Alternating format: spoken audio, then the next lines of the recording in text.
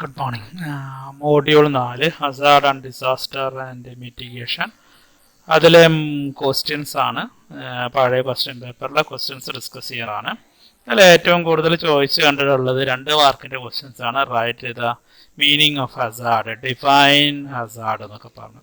ഇപ്പോൾ ഹസാർഡ് എന്ന് പറഞ്ഞു കഴിഞ്ഞാൽ എന്താണ്? A dangerous condition or event that threat or have a potential to cause injury of life. Cause എന്ന് പറഞ്ഞാൽ കാരണമാകുക, ഇഞ്ചുറി എന്ന് പറയുന്നത് മുറിവ് പറ്റാൻ ജീവിതത്തിന്, and damage to property or environment.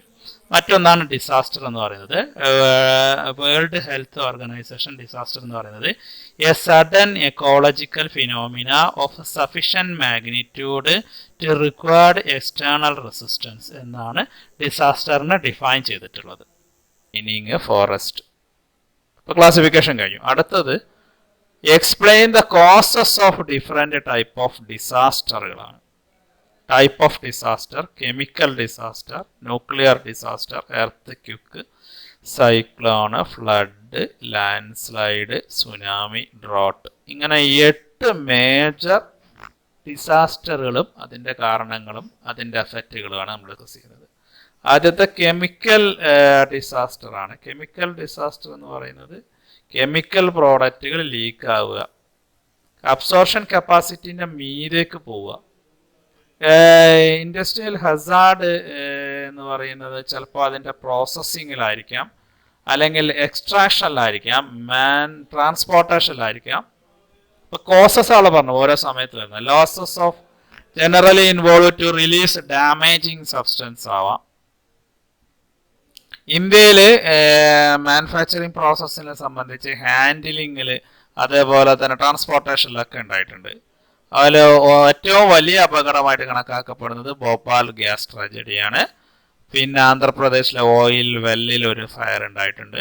Vapour cloud ഉണ്ടായിട്ടുണ്ട് HPCL, Visakhapatnam 1907. Explosion petro chemical കോർപ്പറേഷനിൽ 1990 ഉണ്ടായിട്ടുണ്ട്. അതുപോലെ തന്നെ 2002 മുതൽ 2006 വരെ 20 കെമിക്കൽ ആക്സിഡൻസ് സംഭവിച്ചിട്ടുള്ളതാണ്. അപ്പോൾ അടുത്ത ഏതായിരിക്കും? ന്യൂക്ലിയർ ആണ്. ന്യൂക്ലിയർ എക്സ്പ്ലോഷൻ എന്നും ഇതേപോലെ തന്നെ കെമിക്കലും ന്യൂക്ലിയർ എപ്പോഴും എന്തായിരിക്കും? ലീക്കേജ് കാരണമായിട്ടാണ് സാധാരണ ഉണ്ടാവുക. ന്യൂക്ലിയറിനെ സംബന്ധിച്ച് സ്ഫോടനങ്ങൾ നടത്താറുണ്ട്, ടെസ്റ്റിംഗ് ചെയ്യാറുണ്ട്. മിലിറ്ററി ഓപ്പറേഷൻ്റെ ഭാഗമായിട്ട്, അതുപോലെ തന്നെ എക്സ്പെരിമെൻറ്റിൻ്റെ ഭാഗമായിട്ട് ആക്സിഡൻസ് പ്ലാൻസിൽ ഉണ്ടാവാറുണ്ട്, അൺകൺട്രോൾഡ് ആയിട്ട്. ഇപ്പോൾ സുനാമി കാരണം ജപ്പാനിൽ എന്ത് ഉണ്ടായിട്ടുണ്ട്? ലീക്കേജ് ഉണ്ടായിട്ടുണ്ട്. ന്യൂക്ലിയർ ഡിസാസ്റ്റർ എന്ന് പറയുന്നത് ആദ്യം തന്നെ ഉണ്ടായത് സെക്കൻഡ് വേൾഡ് വാറിൽ അതൊന്ന് പരീക്ഷിച്ചു അമേരിക്ക, അല്ലേ? പിന്നെ ചെർണോബിൽ ഒരു പ്ലാന്റ് ലീക്കായി, ജപ്പാനിൽ ഒരു പ്ലാന്റ് ലീക്കായി നേരത്തെ പറഞ്ഞു. ന്യൂക്ലിയർ ഹസാർഡ് കൺട്രോൾ ചെയ്യുക എന്ന് പറയുന്നതിന് എന്ത് ചെയ്യാനേ കഴിയുള്ളൂ? ആ റിസർച്ച് ലിമിറ്റ് ചെയ്യുക, മിനിമം ലീക്കേജ് കൊണ്ടുവരിക, വേസ്റ്റ് കൃത്യമായിട്ട് നിയമപ്രകാരം എന്ത് ചെയ്യുക? ഡെപ്പോസിറ്റ് വേസ്റ്റ് ഡീകമ്പോസ് ചെയ്യുക. എല്ലാം ചർച്ചയിലൂടെയും കോൺഫറൻസിലൂടെയും പരിഹരിക്കാൻ ശ്രമിക്കുക. Affective news. അടുത്തത് സൈക്ലോൺ. സൈക്ലോൺ നമ്മളെ ഹ്യൂമൻ ബീയിങ്ങിന് ഫിസിക്കൽ ഡാമേജ് ഉണ്ടാക്കും, കാഷ്വാലിറ്റി ഉണ്ടാക്കും, വാട്ടർ സപ്ലൈ സിസ്റ്റത്തെ നശിപ്പിക്കും. വാട്ടർ സപ്ലൈയിലേക്ക് കണ്ടാമിനേഷൻ ഓഫ് സോളിഡ് വേസ്റ്റ് ഉണ്ടാക്കാൻ സാധ്യതയുണ്ട്. ക്രോപ്പ്, ഫുഡ് സപ്ലൈനെ എഫക്റ്റ് ചെയ്യും. ക്രോപ്പ് എന്ന് പറഞ്ഞാൽ അറിയാലോ, നെല്ല്, നമ്മൾ കഴിക്കുന്ന മെയിൻ ആഹാരം എന്താണത്. കമ്മ്യൂണിക്കേഷൻ സിസ്റ്റം ഫെയിലിയർ ആക്കും. അതേസമയം എക്കോസിസ്റ്റത്തിൽ വരുന്നതെന്ന് പറഞ്ഞു കഴിഞ്ഞാൽ ഫ്ലഡ് ഉണ്ടാവും, വെള്ളപ്പൊക്കമാണല്ലോ സൈക്ലോൺ കാരണം ഉണ്ടാവുക. അത് മാത്രമല്ല സോയിൽ എറോഷൻ ഉണ്ടാവും, വെജിറ്റേഷൻ നഷ്ടപ്പെടും. Then the cyclone wind, water, കടലിൽ നിന്നുള്ള വാട്ടർ കയറി. അപ്പോൾ അതിന് എന്താണ് ഡിസാസ്റ്റർ മാനേജ്മെൻറ്റ്, അല്ലെങ്കിൽ ഡിസാസ്റ്റർ മാനേജ്മെൻറ്റ് സൈക്കിൾ എന്താണ്? Disaster management include sum total of all activities, programmes and measures which can take up before, during and after the disaster. ഒരു അപകടം ഉണ്ടാകുന്നതിന് മുമ്പുള്ള പ്ലാനിങ്, സംഭവിക്കുമ്പോൾ ചെയ്യേണ്ട അല്ലെങ്കിൽ എമർജൻസി പ്ലാൻ, ആഫ്റ്റർ എന്ത് ചെയ്യണം, which the proposed to avoid disaster, reduce its impact, or recover from its losses. അപ്പോൾ പോസ്റ്റ് ഡിസാസ്റ്റർ സ്റ്റേജ് ഉണ്ട്, പ്രീ ഡിസാസ്റ്റർ സ്റ്റേജ് ഉണ്ട്. പോസ്റ്റ് ഡിസാസ്റ്റർ സ്റ്റേജിലാണ് response, recovery, reconstruction. Pre disaster ആണ് prevention, mitigation and preparedness. So 3 stage ആയിട്ടാണ്. ആ 3 സ്റ്റേജിനെ കുറിച്ച് മാത്രമാണ് നമ്മൾ ഈ സ്ലൈഡുകൾ ഡിസ്കസ് ചെയ്യാൻ ഉദ്ദേശിച്ചുള്ളത്. Before a disaster, during a disaster, I mean emergency, and post disaster stage. Then first we going on pre-disaster stage. Pre-disaster stage, first one is the preparation of zone mapping, second predictability, 3 forecasting, 4 warning, disaster preparedness plan, land use zone mapping, preparedness through IEC, that is information, education and communication. അതിൻ്റെ ഏറ്റവും ആദ്യ ഭാഗമാണ് hazard zone mapping. ഓരോ പ്രദേശങ്ങളെയും വ്യത്യസ്ത സോണായിട്ട് തിരിക്കുക, കൂടെ അപകടം നൽകുന്നത്, കുറഞ്ഞത്. Disaster mapping is A tool for assessing, storing, conveying information on the tile of geographical location of a disaster occur and spread the effect or probable effect of a disaster. അതിൻ്റെ രണ്ടാമത്തെ stage ആണ്, അങ്ങനെ കഴിഞ്ഞു കഴിഞ്ഞാൽ predictability, predict ചെയ്യുക.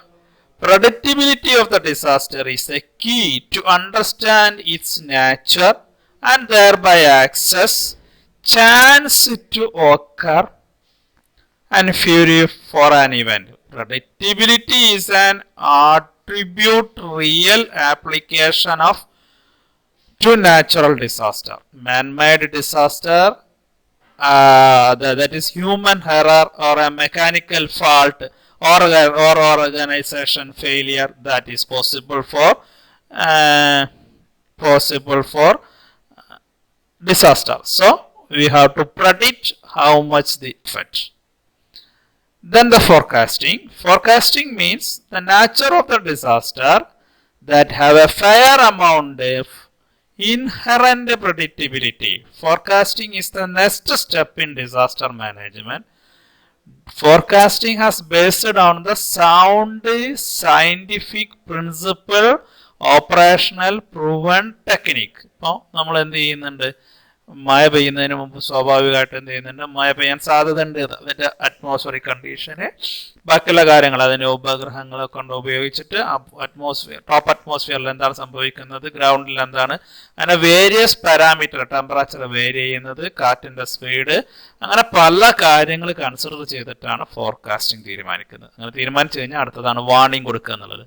Once the forecast is available regarding an anticipated disaster event, it is converted quickly into area specific, time specific warning. The warning is also need user specific because the capacity of the different user to withstand or the impact of a disaster is different. Then the interrelation. Interrelation means first item is predictability, forecasting and warning. ഇവർ തമ്മിലുള്ള interrelationship is very clear cut ആയിട്ട് എന്തായിരിക്കണം, ഒരു തീരുമാനം ഉണ്ടാവണം. Then the repeat of warning can only issue on the basis of a useful, reliable forecast data ഉണ്ടാവണം. വലിയ കാര്യമൊന്നുമില്ല. ഇത് എന്താണ്, കുറേ ടേമുകൾ നമ്മളിങ്ങനെ പഠിക്കുന്നു എന്ന് മാത്രമേ ഉള്ളൂ. എന്താണ് ചെയ്യുന്നത് യഥാർത്ഥത്തിൽ, ഇന്ന സ്ഥലത്ത് ഇന്ന സമയത്ത് കാറ്റ് വീശും അല്ലെങ്കിൽ എർത്തിക്വിക്ക് ഉണ്ടാവും എന്ന കാര്യമാണ് പ്രീ ഡിസാസ്റ്റർ സ്റ്റേജിലെ ഫസ്റ്റ് കാര്യം എന്ന് പറയുന്നത്. സോൺ മാപ്പിംഗ് എന്ന് പറയുന്നത്, സോൺ മാപ്പിൽ ഓൾറെഡി എന്ത് മാർക്ക് ചെയ്തിട്ടുണ്ടായിരിക്കും, ഓൾറെഡി പ്രിപ്പയർഡ് ആയ സാധനമാണ് സോൺ മാപ്പിംഗ് എന്ന് പറയുന്നത്. സോ ഡിസാസ്റ്റർ പ്രിപ്പയർനെസ് പ്ലാൻ, ഇതൊക്കെ നമ്മൾ അറിഞ്ഞു കഴിയുമ്പോഴേക്കും എന്ത് ചെയ്യേണ്ടതുണ്ട്, ഇങ്ങനെ ഒരു 2 ദിവസം മുമ്പോ അല്ലെങ്കിൽ ഒരാഴ്ച മുമ്പോ നമ്മൾ അറിയുകയാണെങ്കിൽ എന്തൊക്കെ പ്ലാനുകളാണ് പ്രിപ്പയർ ചെയ്യേണ്ടത്. ഒന്നാമതായിട്ട് A disaster preparedness plan at any level. Second, provide identification and risk analysis. Third one, indicate the value of resource. Demography, ഭൂമിയുടെ കിടപ്പ് എങ്ങനെയാണ്. Organisation step up. Administration facilities. Administration facility for state level, district level, local level. Then the list of preparedness and mitigation measures and response mechanism.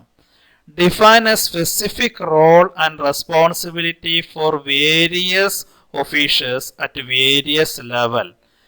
Ensure the network coordination, media, NGOs, international agencies, other stakeholders.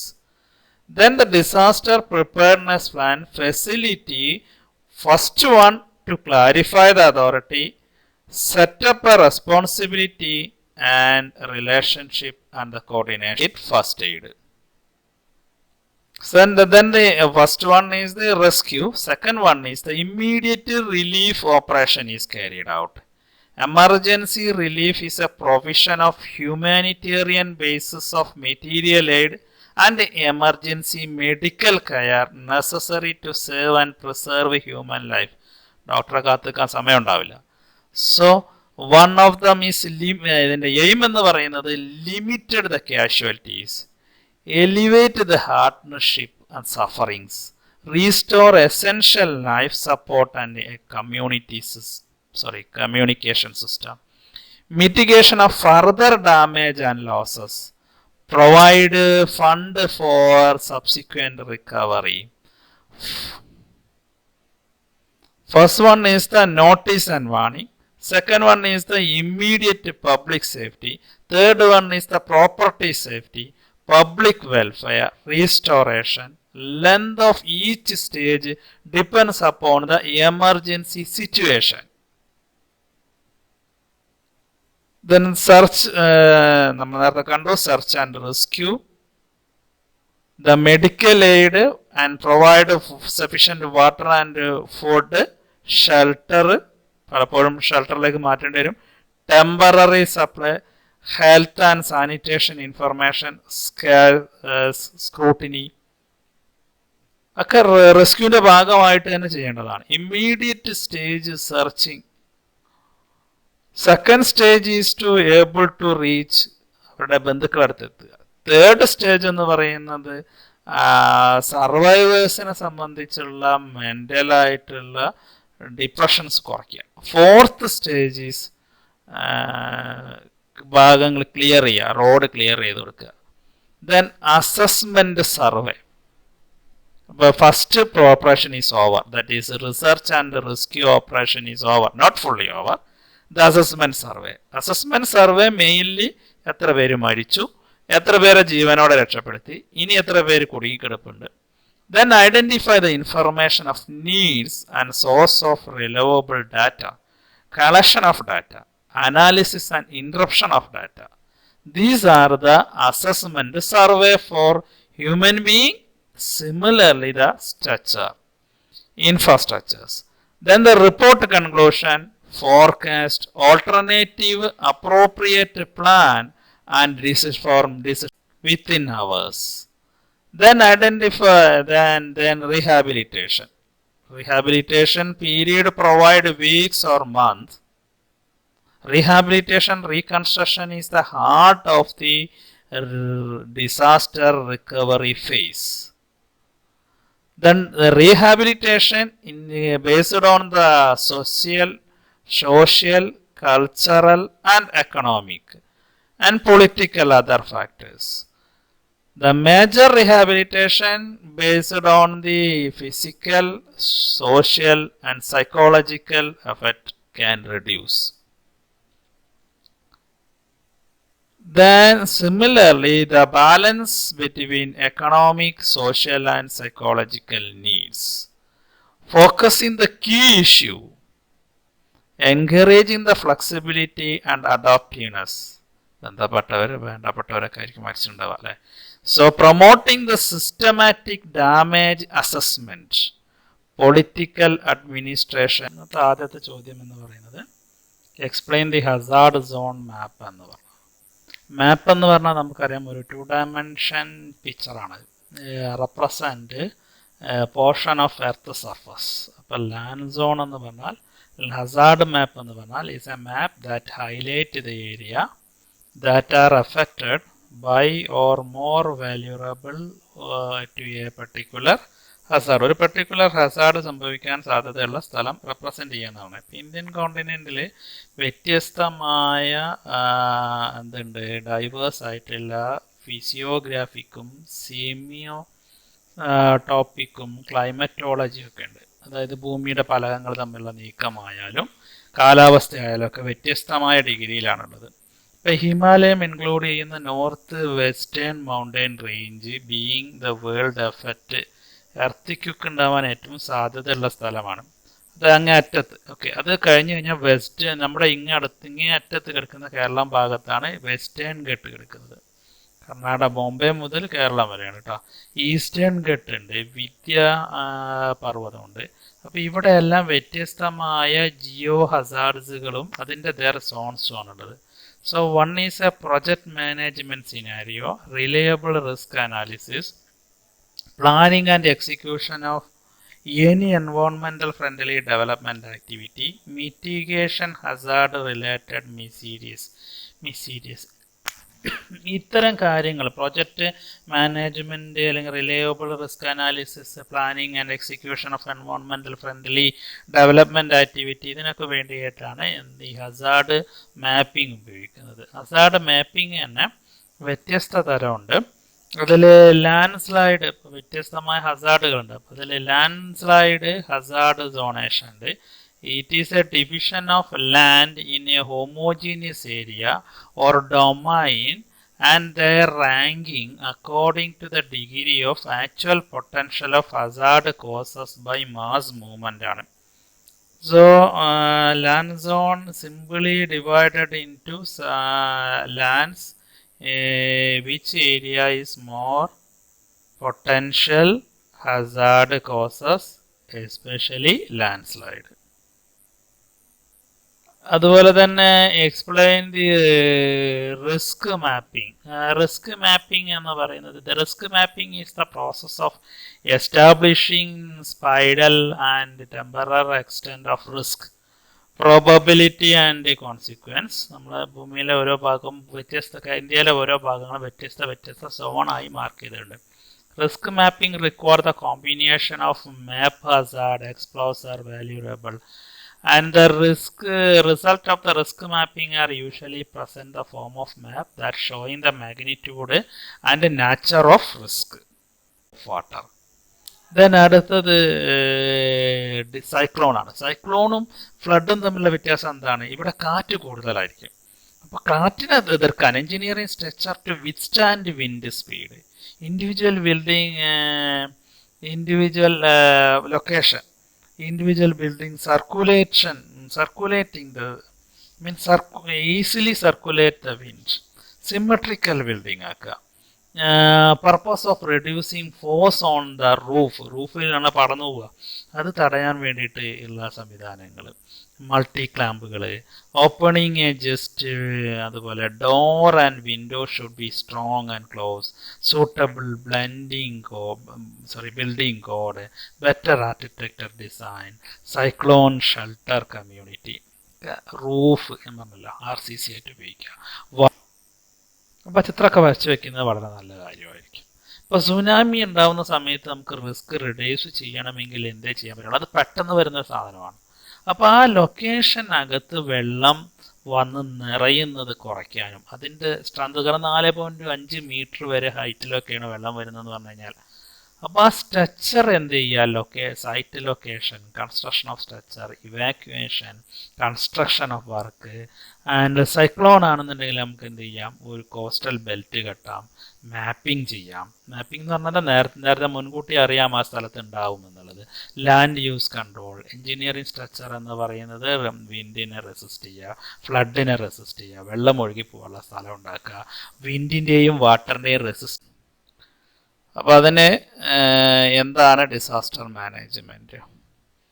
അല്ലെങ്കിൽ disaster management cycle എന്താണ്? Disaster management include sum total of all activities, programmes and measures which can take up before, during and after the disaster. ഒരു അപകടം ഉണ്ടാകുന്നതിന് മുമ്പുള്ള planning, സംഭവിക്കുമ്പോൾ ചെയ്യേണ്ട അല്ലെങ്കിൽ emergency plan, after എന്ത് ചെയ്യണം, which the proposed to avoid disaster, reduce its impact or recover from its losses. അപ്പോൾ പോസ്റ്റ് ഡിസാസ്റ്റർ സ്റ്റേജ് ഉണ്ട്, പ്രീ ഡിസാസ്റ്റർ സ്റ്റേജ് ഉണ്ട്. പോസ്റ്റ് ഡിസാസ്റ്റർ സ്റ്റേജിലാണ് response, recovery, reconstruction. Pre disaster ആണ് prevention, mitigation and preparedness. So 3 stage ആയിട്ടാണ്. ആ 3 സ്റ്റേജിനെ കുറിച്ച് മാത്രമാണ് നമ്മൾ ഈ സ്ലൈഡുകൾ ഡിസ്കസ് ചെയ്യാൻ ഉദ്ദേശിച്ചുള്ളത്. ബിഫോർ എ ഡിസാസ്റ്റർ സബ്സ്റ്റൻസ്, ഇത്രയാണ് ആ റൂളിന്റെ പ്രത്യേകത. ദെൻ പ്രൊവിഷൻ, കൺട്രോൾ ആൻഡ് എൻവയോൺമെന്റൽ പൊല്യൂഷന് വേണ്ടിയിട്ടുള്ള ആ റൂളിന്റെ നേരത്തെ പറഞ്ഞ റൂളിൽ തന്നെ അണ്ടർ സെക്ഷൻ 7.1 വെച്ചിട്ട് നമുക്ക് എന്ത് ചെയ്യാം, no person carried out any industrial operation or process shall be permitted to discharge an എൻവയോൺമെന്റൽ pollutant in excess of prescribe standard. ഒരാൾക്കും അത് പുറത്തു വിടാനുള്ള അവകാശമില്ല എന്നാണ്. 8.2 no person shall handle hazard substance without combine with a prescribed procedure safeguard ഉണ്ടെങ്കിൽ മാത്രമേ hazard substance ചെയ്യാൻ പാടുള്ളൂ. അതുപോലെ under section 9.3 a person is responsible to mitigate എൻവയോൺമെന്റൽ പൊല്യൂഷൻ ആൻഡ് ഇന്റിമേറ്റ്. ആ റൂള് പറയുന്നതാണ് ഒരു വ്യക്തിക്ക് ചുമതല കൊടുക്കണം. Initiate any occurrence related to എൻവയോൺമെന്റൽ pollution concerned authority and also assist the variety to prevent and mitigation of എൻവയോൺമെന്റൽ pollution act under section 15 എത്രത്തോളം penalty കൊടുക്കുന്നുണ്ട് എന്നുള്ളതാണ്. അതായത് ഒരു ശിക്ഷ, ഒരു എൻവയോൺമെന്റൽ പൊല്യൂഷൻ ഉണ്ടാക്കി കഴിഞ്ഞാൽ അയാൾക്ക് ഇംപ്രസൺമെന്റ് ഉണ്ടാവാം, ജയിലിലുണ്ടാവാം 5 വർഷം വരെ, അല്ലെങ്കിൽ 1 ലക്ഷം രൂപ വരെ, രണ്ടും കൂടെ ചേർത്തിട്ടും പെനാൽറ്റി അടിക്കാം. അണ്ടർ സെക്ഷൻ 16 പ്രകാരം criminal liability is fixed company directors and principal officers causes of any offence being committed by company. ഒക്കെ എൻവയോൺമെന്റൽ പൊല്യൂഷൻ ഉണ്ടാക്കുന്നതിനെ സംബന്ധിച്ചാണ്. സെക്ഷൻ 17 പ്രകാരം, എൻവയോൺമെന്റൽ ആക്ട് സെക്ഷൻ 17 പ്രകാരം criminal liability is fixed the head of department, ഗവൺമെന്റുകാരും മാറ്റി നിർത്തുന്നില്ല. അവർക്കും എന്ത് ആവശ്യമുണ്ട്, ഒഫൻസീവായിട്ട് അവരെന്തെങ്കിലും ക്രിമിനൽ എന്താണ് പറയുക, പരിസ്ഥിതിക്ക് ദോഷം ഉണ്ടാക്കുന്ന ഫാക്ടറി, പ്രത്യേകിച്ചും വള നിർമ്മാണ കമ്പനിയിൽ നിന്നൊക്കെ എന്തെങ്കിലും പുറത്തു പോകുന്നത് അവർക്കും എന്തുണ്ടാവുന്നതാണ്, നിയമപരമായി അവരും ലയബിലിറ്റി ഉണ്ട്. അതായത് അതിന് ഉത്തരവാദിത്തം പറയേണ്ടവരാണ് എന്നർത്ഥം. അടുത്തത് അതിൻ്റെ ഏറ്റവും വലിയ ശക്തമായ ബോർഡാണ് central board pollution control board എന്ന് പറയുന്നത്. അവരുടെ കയ്യിൽ നിന്നാണ് നമ്മൾ ഏത് കമ്പനി തുടങ്ങുമ്പോഴും എന്ത് ചെയ്യേണ്ടി വരുന്നത്, പെർമിഷൻ വാങ്ങേണ്ടി വരുന്നത്. അത് ഉണ്ടാക്കിയിരിക്കുന്നത് 74 വാട്ടർ പ്രിവെൻഷൻ കൺട്രോൾ റൂള് പ്രകാരമാണ്. CPCBയുടെ പ്രത്യേകത എന്ന് പറഞ്ഞു കഴിഞ്ഞാൽ ക്ലൈമറ്റ് എൻവയോൺമെന്റ് ഉണ്ടാക്കുക, നല്ല ക്ലീൻ ആയിട്ടുള്ള എൻവയോൺമെന്റ് ഉണ്ടാക്കുക എന്നുള്ളതാണ്. എയറിന്റെ ക്വാളിറ്റി കൺട്രോൾ ചെയ്യുക എന്നുള്ളതാണ്. അപ്പോൾ വാഹനം പരിശോധിക്കാനായാലും വാഹനത്തിൽ നിന്നായാലും ഫാക്ടറിയിൽ നിന്നായാലും എത്രത്തോളം ക്വാളിറ്റി ഉള്ള എയറെ പുറത്തു പോകാവൂ എന്നുള്ള കാര്യം ഈ നിയമപ്രകാരം അതിനൊരു സ്റ്റാൻഡേർഡ് ഉണ്ടാകും. ആ സ്റ്റാൻഡേർഡ് പ്രകാരം മാത്രമേ എന്ത് ചെയ്യാൻ പറ്റുള്ളൂ, നമുക്ക് പുറത്തോട്ട് കൊടുക്കാനായിട്ട് പറ്റുള്ളൂ. അപ്പോൾ influent standard for emission industries has been involved. അതിനാണ് ആദ്യമേ നമ്മൾ അവരെ ഇതിന് പെർമിഷൻ വാങ്ങുന്നത്. ഞാൻ ഇത്ര സാധനമേ പുറത്ത് വിടുള്ളൂ, ഇന്ന രീതിയിലാണ്, ഇന്ന സൗണ്ടിലേ ഉണ്ടാക്കുള്ളൂ, ഇന്ന ഫ്യൂലാണ് ഉപയോഗിക്കുന്നത്, അതിൻ്റെ ക്വാളിറ്റി ഇന്നതാണ്, ഇത്രയാണ് അതിൻ്റെ പുക പുറത്തേക്ക് പോകുന്നത്. ഈ കാര്യങ്ങളെല്ലാം അവരുടെ ഗൈഡ് ലൈൻ അനുസരിച്ച് മാത്രമാണ്. അതുപോലെ തന്നെ ഇവർ തന്നെയാണ് അവർക്കും കൊടുക്കേണ്ടി വരുന്നത്. ഗൈഡ് ലൈൻ പ്രിസ്ക്രൈബ് ചെയ്യുന്നതും പെർമിഷൻ നൽകേണ്ടതും ഹോസ്പിറ്റൽ വേസ്റ്റ് മാനേജ്മെന്റിന് പെർമിഷൻ കൊടുക്കേണ്ടതും സെൻട്രൽ ബോർഡ് ഓഫ് CPCB ആണ്. അപ്പം ഈ കാര്യങ്ങളും കൂടെ നമ്മൾ എക്സാമിൽ ഉൾപ്പെടുത്തേണ്ടതാണ്. ഇത് CPC, central board of central pollution control board എന്ന് പറയുന്നത്. Thank you. ഇപ്പം 4ാമത്തെ മോഡ്യൂളിലെയും ക്വസ്റ്റ്യൻസ് സെപ്പറേറ്റ് ആയിട്ടാണ് നമ്മൾ നോക്കിയിട്ടുള്ളത്. അതിൽ പ്രത്യേകിച്ചും ഏറ്റവും ഇമ്പോർട്ടൻ്റ് ആണ് disaster management cycle. Okay, 4 മോഡ്യൂളിലെയും 4 separate ആയിട്ട് നമ്മൾ ക്വസ്റ്റ്യൻ പേപ്പേഴ്സ് ഡിസ്കസ് ചെയ്തിട്ടുണ്ട്. Thank you.